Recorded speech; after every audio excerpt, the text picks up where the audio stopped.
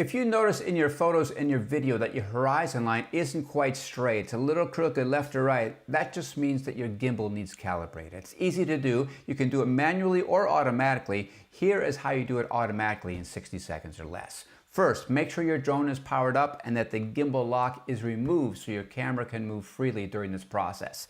Next, make sure you've connected to your remote controller and you've launched the DJI Go 4 app. Once the app is up and running, tap on the three dots in the upper right corner of the screen, and then you're going to go to the gimbal icon, which is the little camera with the propeller on top. On the left-hand side, you're going to click on Gimbal Auto Calibration. You'll get this tip telling you to make sure you're on level ground. Tap OK, and it will start the process. You'll get this readout showing you how far along you are. It shouldn't take very long at all, probably 20 or 30 seconds at the most.